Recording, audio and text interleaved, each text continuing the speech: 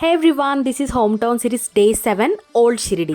షిరిడికి వెళ్ళిన డే 3లో మేము ఓల్డ్ షిరిడికి కూడా వెళ్ళామన్నమాట. 9 నాణాలు ఇచ్చి నవభక్తి గురించి చెప్తున్నాను. ఇందా క్లిప్పింగ్లో మా చెల్లి ఎక్స్ప్లెయిన్ చేస్తుంది అనమాట. బొమ్మలను చూసి ఏంటి స్టోరీస్ అనేవన్నీ ఎక్స్ప్లెయిన్ చేస్తుంటే మా మమ్మీ పొగిడేస్తున్నారు.